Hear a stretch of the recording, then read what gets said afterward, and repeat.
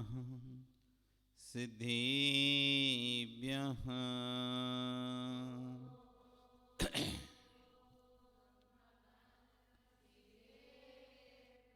ॐ नमः सिद्धिभ्यः।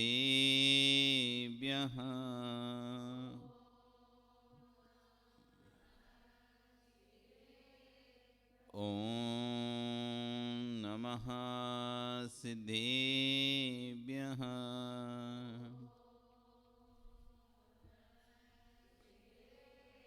तिर्यणि खग्गिणाये रुतारी मोय सैर सिरणी बिहो आयरी राउ पसियो परवादीण्यो भव्य जी लोए नमो अरियंताणम नमो सिद्धाणम नमो आयरियाणम नमो वज्जायाणम नमो लोए सब्यसाहुणम। बोलिए अनंत से परमेष्टि भगवान की, आदिब्रह्म आदिनाथ भगवान की, वर्तमान शासन महावीर भगवान की, आचार्य श्री कुंद कुंद देव स्वामी महाराज की, आचार्य गो श्री अक्षर विश्व सागर जी महाराज की, अहिंसा में विश्व धर्म की।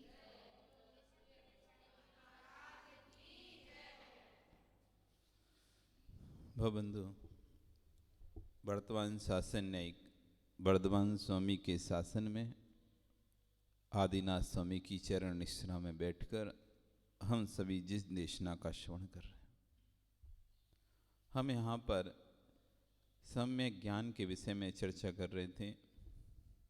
क्या है सम्यक ज्ञान, कैसा होता है सम्यक ज्ञान, क्या है सम्यक ज्ञान, कैसा होता है सम्यक ज्ञान, क्या है सम्यक ज्ञान के गुण। जैसे कभी कोई वस्तु आप खरीदने जाते हो मार्केट में, तो आप उसकी देखते हो इसमें क्या क्या गुण हैं, तो वो बता रहे ये बहुत अच्छा चलती है, लॉन्ग टर्म है, लंबे समय तक चलती है, वाटर प्रूफ है, वाटर में पानी रजिस्ट्रेशन है, मतलब पानी से भी ख़राब नहीं होती, फाइबर क्लास है, फूटता नहीं है, टूटता नहीं, ऐसे अनेक उसकी आपको क्वालिटीज़ बताता है ना कोई, तो आप उसको खरीदते हो। तो आज आचार्य भगवान सम्यक ज्ञान की क्वालिटी बता रहे कि जिससे तुम्हारा मन हो जाए उस सम्यक ज्ञान को लेने के लिए। जो निर्मल गुणों का भंडार है वो है सम्यक ज्ञान। जो गुणों का भंडार कौन से वाले? निर्मल गुण, ऐसे गुण कि जिनको गुणों को प्राप्त करने के बाद व्यक्ति शांति को प्राप्त करता है, ऐसे निर्मल गुणों का भंडार है सम्यक ज्ञान, शुद्ध ज्ञान, जिसके माध्यम से निर्मल गुण प्रकट होते हैं, वो है शुद्ध ज्ञान। स्व पर का भेद विज्ञान होता है, वह है शुद्ध ज्ञान। अपने बारे में और पर के बारे में, जैसे कल हमने आपसे पूछा था कौन आपका अपना है, कौन आपका पराया है, ये किससे पता करोगे? एक शुद्ध ही ज्ञान है जो आपको बताएगा कि अपना कौन पराया कौन, भेद कौन विज्ञान क्या। दो चीज होती हैं, भेद विज्ञान, नाम तो बहुत सुना होगा आपने, भेद विज्ञान, भेद विज्ञान करो, मतलब आत्मा और शरीर अलग है, आत्मा अलग है, शरीर अलग है, आत्मा अलग है, ऐसा भेद विज्ञान करना चाहिए। जिसको भेद विज्ञान हो जाता है उसको सम्यक दर्शन हो जाता है, ठीक है ना। लेकिन इससे भेद विज्ञान से सम्यक दर्शन नहीं होता। आत्मा अलग है, शरीर अलग है, इतना कहने से भेद विज्ञान नहीं होता, न इससे सम्यक दर्शन होता। ये तो सिर्फ भेद का बोध है आपको, आत्मा अलग है, शरीर अलग है, ये सिर्फ भेद है आपके अंदर, ये भेद का ज्ञान है आपको। विज्ञान तो आपको पता ही नहीं है। जब तक विज्ञान नहीं आएगा तब तक सम्यक ज्ञान नहीं आएगा। विज्ञान किसे कहते हैं? किसे कहते हैं विज्ञान? विशिष्ट ज्ञान इति विज्ञान, विशिष्ट ज्ञान इति विज्ञान। जो विशिष्ट ज्ञान होता है, ज्ञान जो हमारे सामान से हम जिस बारे में सोच नहीं पाते, उस बारे में जो सोचने के लिए मजबूर करता है हमको, उसे कहते हैं विज्ञान। साइंस बोलते ना आप उसे। विशेष ज्ञान, जिस ज्ञान को सामान्य व्यक्ति, चलता फिरता मनुष्य सोचता नहीं है, जिसके बारे में, उस बारे में सोचकर आपको बताया जाता है, वो है विशेष ज्ञान, विज्ञान। जीव अलग, पुद्गल अलग, जीव अलग, पुद्गल अलग, जीव अलग, पुद्गल अलग, आत्मा अलग, कर्म अलग, शरीर अलग, आत्मा अलग। ये तो हर कोई रटने का बात है, रट लो, इससे कोई आपको सम्यक ज्ञान नहीं होगा। जीव अलग, पुद्गल अलग, जीव के स्वरूप का ज्ञान, पुद्गल के स्वरूप का ज्ञान, फिर दोनों में सामंजस्य बिठाकर दोनों को अलग अलग करने का ज्ञान, उसे कहते हैं विज्ञान।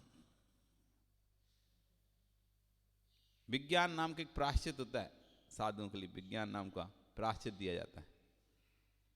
उनको कह दिया जाता तुम्हारा विज्ञान नाम का आज का प्रायश्चित है। मतलब कैसा? हार पर जाएंगे, हटाएंगे कुछ नहीं, थाली थाने वाला श्रावक दिखाएगा, कुछ भी नहीं हटाएंगे, लेकिन कोई भी मिला हुआ वस्तु नहीं खाएंगे, शुद्ध खाएंगे, एक ही खाएंगे, जो खाएंगे वो ही होना चाहिए। हटाएंगे कुछ नहीं, सिर्फ मिला कुछ नहीं खाएंगे। जैसे आपने दूध में बूरा मिला दिया, वो नहीं पी पाएंगे, अंतराय हो जाएगा। मिल गया ना? वो अलग अलग चीज खाएंगे, दूध खाएंगे तो दूध पिएंगे, बूरा तो बूरा। अगर सब्जी खाएंगे तो उसमें बघार नहीं हो सकता, नमक नहीं हो सकता, मिर्ची नहीं हो सकती, कुछ भी नहीं होना, फिर मिल गया वो अलग अलग। नमक खाओ तो नमक ही नमक खाओ, सब्जी खाओ तो सब्जी खाओ। रोटी नहीं खाएंगे, रोटी खाएंगे उसमें यदि नमक हुआ तो रोटी नहीं खाएंगे, यदि घी होता है रोटी नहीं खाएंगे। क्यों? क्योंकि मिला हुआ है। रोटी के साथ सब्जी नहीं खाएंगे, सब्जी के साथ रोटी नहीं खाएंगे, रोटी खाएंगे तो रोटी खाएंगे, सब्जी खाएंगे तो सब्जी खाएंगे। ये विज्ञान नाम का, आज तो मैं विज्ञान नाम का प्रायश्चित देंगे। ऐसे ऐसे प्रायश्चित दे देते हैं, होता है प्रायश्चित। तो अब उसको एक खाना, औसन क्या अंतराय होना नहीं चाहिए तुम्हारा। अब कैसे खाएगा, क्या खाएगा? पेट भर के आना है, अंतराय होना नहीं है,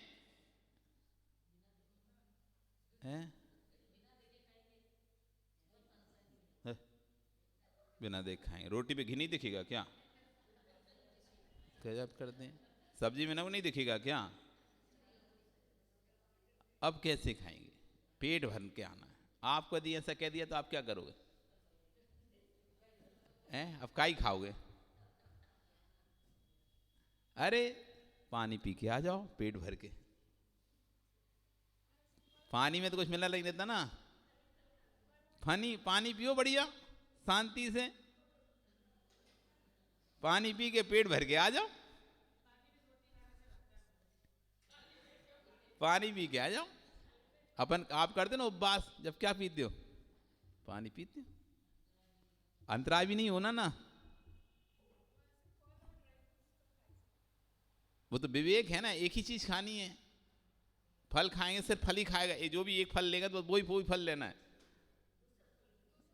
दूसरा नहीं। एक ही चीज लेना पड़ता है, वो पूरी लेना है जब तक पेट ना भरे। तो पानी पिएगा और आ जाएगा, अंतराय भी नहीं होगा और पेट भी भर जाएगा। पानी से पेट भरता है, क्या बात करती माँ, पानी से पेट भरता है। आज पानी पी के देखना तुम, पेट भरता ही नहीं भरता, बिना खाए पेट भर जाएगा तुम्हारा पानी से। तो यह है विज्ञान, मतलब भेद करना, अलग अलग करना, हर चीज को अलग अलग करना, उसका नाम होता है विज्ञान। भेद तो सिर्फ अलग अलग करता है, विज्ञान उसका ज्ञान कराता है। जो भेद किया गया है, जीव वो अलग है, पुद्गल अलग है, ये जो भेद किया है, तो जीव के अस्तित्व का, जीव के स्वरूप का बोध कराना, पुद्गल के अस्तित्व का, पुद्गल स्वरूप का बोध आना, अलग क्यों है इस बात का बोध कराना। एक मिला होने पर भी अलग क्यों है इस बात का बोध कराना, यह है विज्ञान। जब ये विज्ञान आ जाता है व्यक्ति को, तब आता है सम्यक ज्ञान। उससे पहले सम्यक ज्ञान नहीं आए।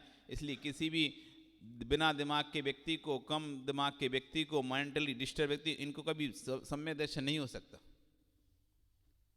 सम्यक दर्शन उसी को होगा जिसका मस्तिष्क व्यवस्थित होगा, जो तत्व का निर्णय करना जानता होगा, वही सम्यक दर्शन को प्राप्त हो सकता है। कोई भी ऐरा गैरा नत्थु खेरा सम्यक दर्शन को प्राप्त नहीं हो सकता। बहुत कहते हैं ना, बहुत कीमती चीज है सम्यक दर्शन। रत्न से भी ज्यादा कीमती है तो सम्यक दर्शन है। क्योंकि आप कहते हैं कीमती रत्न, कोई नूर हीरा बहुत कीमती है, उससे भी कोई बहुत ज्यादा कीमती है तो सम्यक दर्शन है। कोई नूर हीरा क्या, सौदन का मुकुट भी आप ला सकते हो, लेकिन सम्यक दर्शन को प्राप्त कर पाना उससे भी अधिक कठिन है। इसलिए तो हर कोई सम्यक दर्शन प्राप्त नहीं कर पाता। तो कह रहे हैं लेकिन जो श्रुत ज्ञान है, वो शुद्ध ज्ञान से जीव सम्यक दर्शन को प्राप्त करता है। यदि सम्यक दर्शन चाहिए तो श्रुत ज्ञान को खरीद लो, उसको खरीदना पड़ेगा। इसलिए आज बता रहे हैं आपको श्रुत ज्ञान खरीदना हो तो आज उसकी विशेषता बता रहे हैं। क्या है? निर्मल गुणों का भंडार है श्रुत ज्ञान, जिसके माध्यम से निर्मल गुण प्रकट होते हैं, वो है श्रुत ज्ञान। जो स्वपर का भेद विज्ञान कराता है वह है श्रुत ज्ञान। विवेक बुद्धि को जागृत करता है, उसका नाम है श्रुत ज्ञान। विवेक जागृत हो जाता है, बुद्धि जागृत हो जाती है। जितने निर्मल परिणामों से आप श्रुत का अभ्यास करोगे, जितनी विशुद्धि से आप श्रुत का अभ्यास करोगे, आप खुद देखोगे आपकी बुद्धि का कितना विकास हो जाएगा। इतना विकास हो जाएगा कि आप भी खुद आश्चर्यचकित रह जाओगे कि आप वही हो जो पहले थे। क्योंकि जितना व्यक्ति श्रुत का निर्मल परिणामों के साथ अभ्यास करता है, उतना उसका श्रुत आवरण कर्म का क्षयसम बढ़ता है, आवरण कर्म हटता जाता है। क्योंकि ज्ञान तो हमारे अंदर ही है ना।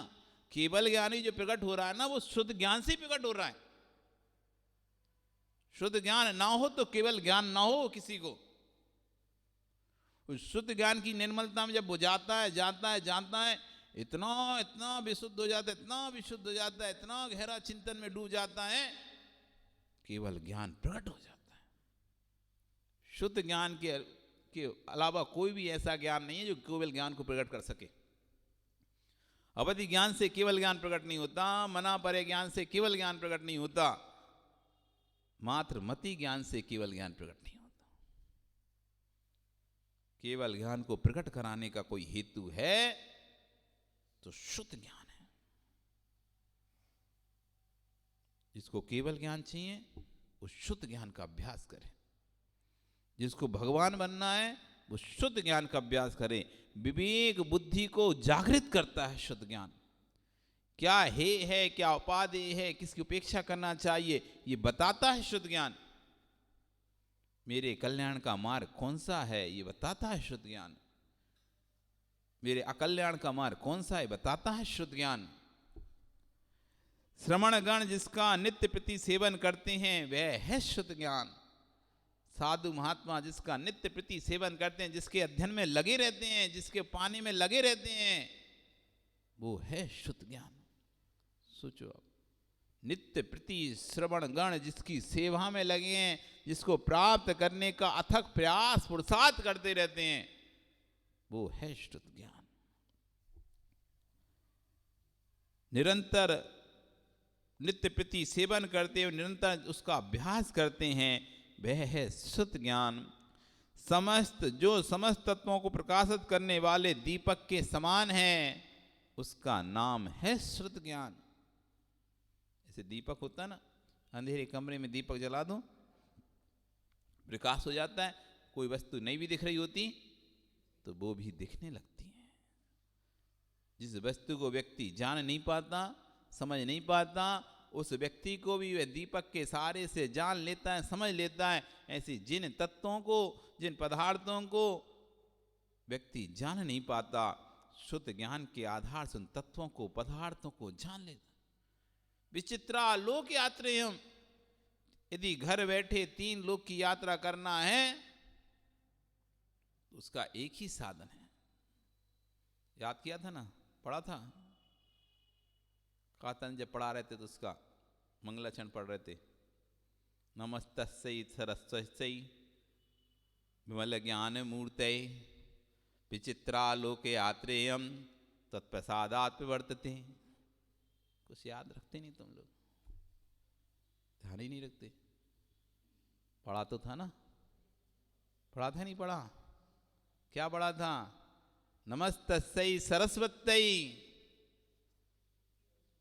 मैं उस सरस्वती को नमस्कार करता हूं।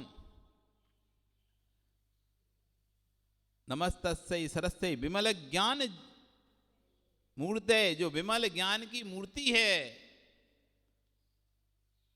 विचित्रा लोक यात्रे, हम जो विचित्र 3 लोक की बैठे बैठे यहां बैठे बैठे यात्रा करा सकती है, तत्प्रसादात् वर्तते, जिसके प्रसाद से व्यक्ति घर बैठे एक स्थान पर बैठे 3 लोगों की यात्रा कर सकता है।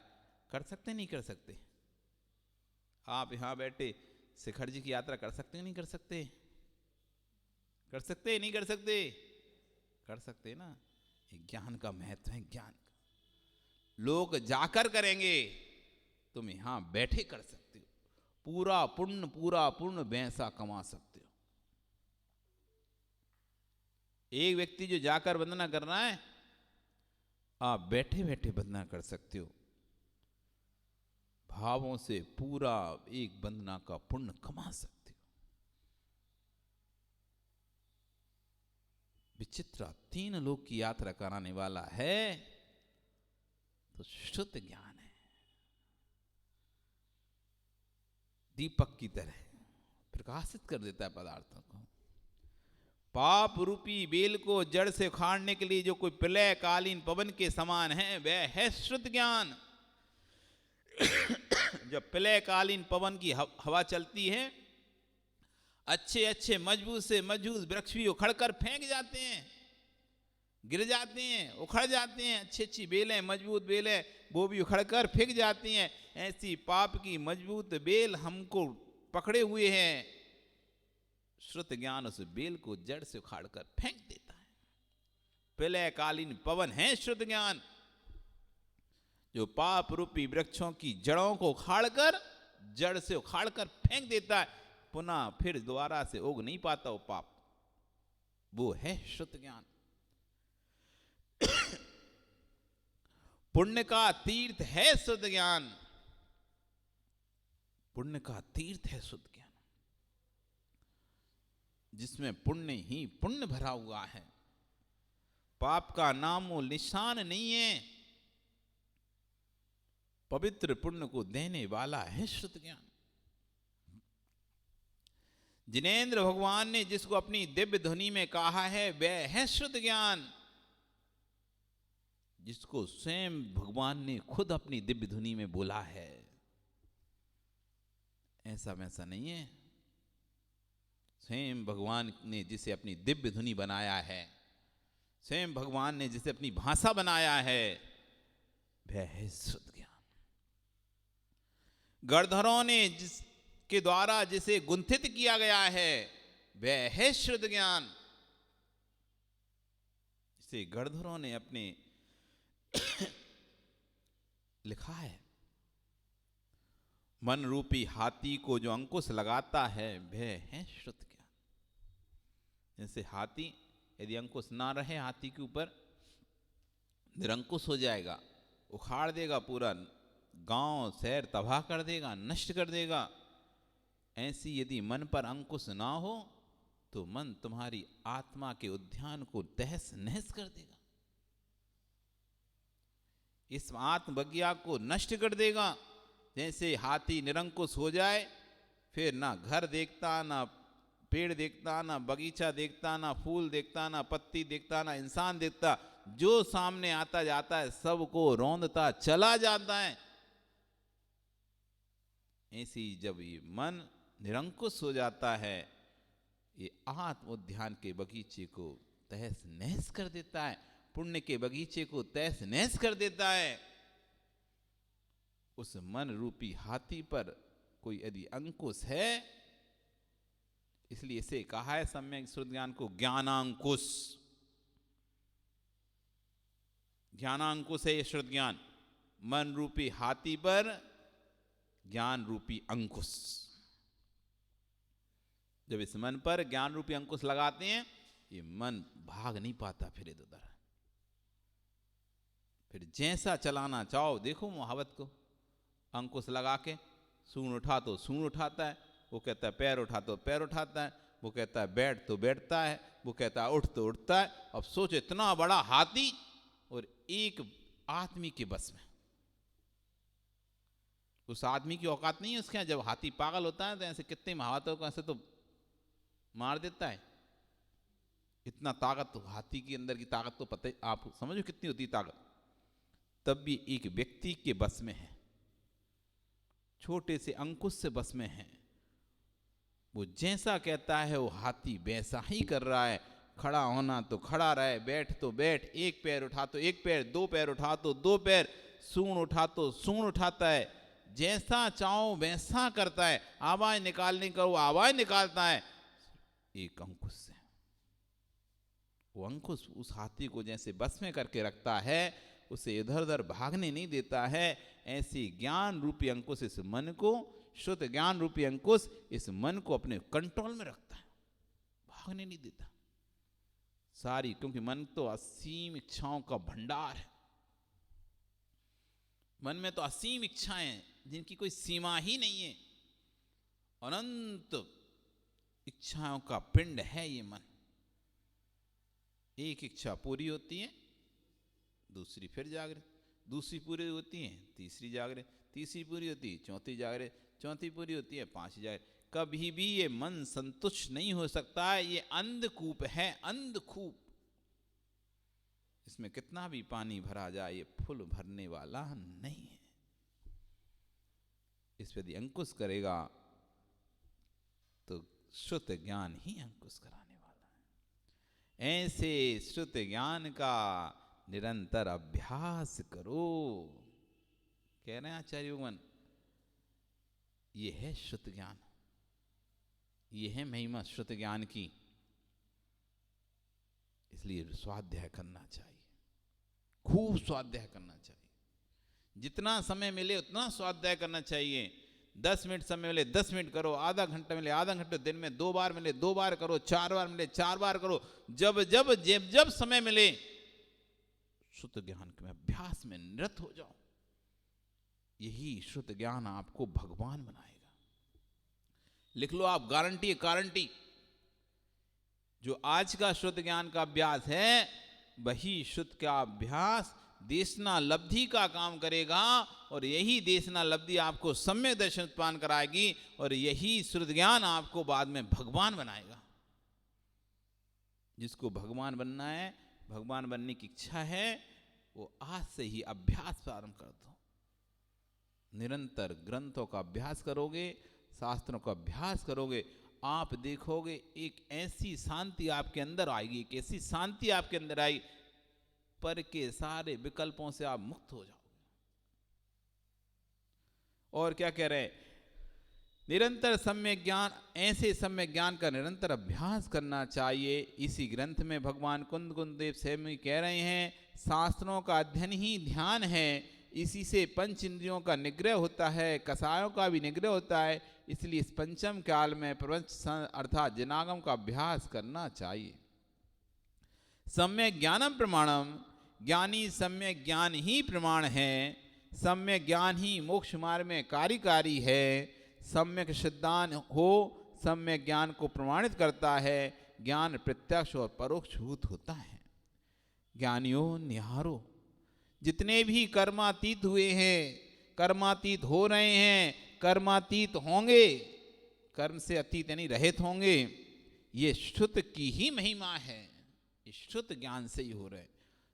जो जो सिद्ध बन रहे हैं, सिद्ध बनेंगे और बन चुके हैं, वे सब शुद्ध ज्ञान की महिमा से ही बने हैं। जो भव्य आत्मा शुद्ध का श्रवण करता है, शुद्ध का पारायण करता है, शुद्ध का प्रचार प्रसार करता है, समझ लेना उस भव्य का संसार अल्प रह गया है, शीघ्र ही वो मोक्ष जाने वाला है। जैसे कहते हैं पूत के लक्षण पालने में दिख जाते हैं, पूत के लक्षण पालने में दिख जाते हैं। ऐसे जिसका निकट भव्य है, जो व्यक्ति जिसका जल्दी ही संसार कम होने वाला है, उसके लक्षण उस पर्याय में दिखने लगते हैं। दया, धर्म, मैत्री, प्रमोद, कारुण, ये सब उसके अंदर आने लगते हैं। मैत्री, प्रमोद, कारुण, माध्यस्थ, प्रसम, संवेग, अनुकंपा, आस्तिक्य, ये गुण उसके अंदर दिखने लगते हैं। श्रुत के प्रति लगन, गुरु के प्रति आस्था, गुरु के प्रति लगन उसके अंदर झलकने लगती है। दिखता है, बिल्कुल दिखता है। जिसका निकट भव्य है, जो उसके अंदर गुण प्रकट होने लगते हैं पहले से। जिनेंद्र की वाणी को सुनने के परिणाम हो जाएं, विश्वास मानना यदि भव्य है तो उसे भविष्य में नियम से भगवान बनना है।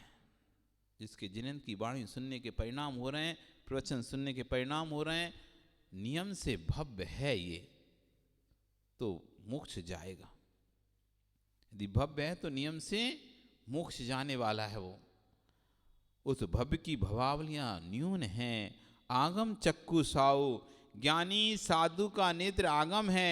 परम वीतरागी तपोधन निर्गंत योगी धरती के देवता निरंतर जिनागम में लीन रहते हैं। जिनागमन के पारायण से भाव एवं भाषाएं परिमार्जित होते हैं। आप जितना स्वाध्याय अध्ययन करोगे, आपकी भाषा उतनी शुद्ध और परिष्कृत होगी। जो गाली आदि के शब्द निकलते थे, जो अपशब्द निकलते थे, जो उल्टे सीधे शब्द निकलते थे आपसे मुख से, जैसे आप श्रुत का अभ्यास शुरू कर दोगे, वो शब्द निकलना स्वाभाविक रूप से बंद हो जाएंगे। अच्छे से शब्द निकलेंगे, सुंदर शब्द निकले, मीठे शब्द आपके मुख से निकलेंगे, लोगों को अच्छे लगे, ऐसे शब्द निकलना प्रारंभ होंगे। आचार्य भगवान जिनसेन स्वामी हरिवंश पुराण में लिख रहे हैं, शास्त्रम व्यसन अन्येषां व्यसनम ही बाधकम, अर्थात शास्त्र स्वाध्याय के व्यसन से अन्य समस्त व्यसन छूट जाते हैं। व्यसन समझते हो? व्यसन मतलब आदत, व्यसन मतलब आदत। जिसे शास्त्र स्वाध्याय की आदत लग गई है, उसके सारे व्यसन छूट जाते हैं। कोई भी व्यसन उसे फिर रुचता नहीं है। जैसे शास्त्र स्वाध्याय की ललक रुचि लग गई है। ललक है तो झलक है, ललक है तो झलक है।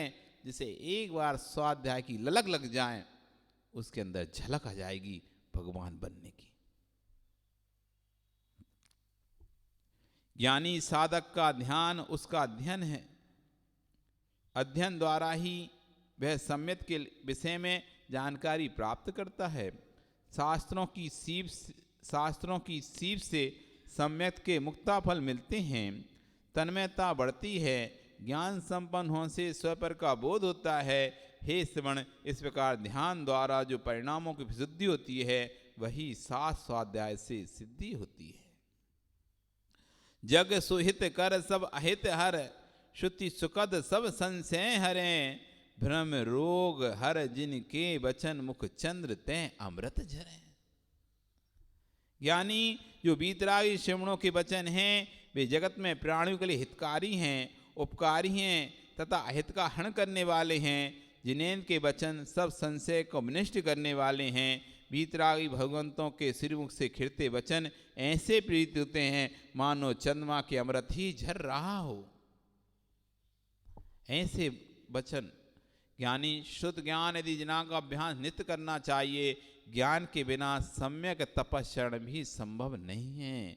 ज्ञान के बिना तप संभव नहीं है। शुद्ध ज्ञानाभ्यासम न कुरति, जो शुद्ध ज्ञान का अभ्यास नहीं करता है, कुबंतो सुमुवदि, कुतप करने वाला ज्ञानी मिथ्या दृष्टि है। संसार सुआणुरत्तो, सांसारिक सुखों में लिप्त रहता है। भगवान पार्श्वनाथ का नाना कौन था? कमठ का जीव तापसी बन गया था। उनका नाना था वो, उसकी माँ का पिता तपस्वी बन गया था, तपस्वी तप कर रहा था, पंचाग्नि तप रहा था, कुतप तप रहा था, ज्ञान नहीं था उसे। भगवान ने कहा ये क्या कर रहे हो तुम, क्यों जीवों की व्यर्थ में हिंसा कर रहे हो, क्यों जीवों को जला रहे हो। वो कहता है मुझे, मेरे ऊपर आरोप लगाता है, मैं तपस्वी, और एक तू बालक होकर मुझसे कहता है मैं जीवों की हिंसा कर रहा हूं। मैं तो तप कर रहा हूं, घर परिवार छोड़कर यहां पर तपस्या कर रहा हूं, हिंसा को छोड़कर तपस्या कर रहा हूं, और तू मुझको ही हिंसक बोलता है, मुझे हत्यारा बोल रहा है। कहां है जीव। तब कहते हैं जिस लकड़ी को आप जला रहे हो उसमें दो नाग नागनी के जोड़े झुलस रहे हैं। और गुस्सा जाता है, मैं अंधा हूं क्या, मुझे दिखता नहीं है क्या, होते तो मुझे नहीं दिख जाते क्या, आप देखो से। और जैसे ही गुस्से में उस लकड़ी को चीरता है, दोनों नाग नागनी के जोड़े निकल पड़ते हैं। उसे और क्रोध आ जाता है, उसका अपमान हो जाता है, उसकी बेइज्जती हो जाती है। उस समय वहां से चला जाता है, लेकिन कुध्यान से मरकर कमठ बनता है।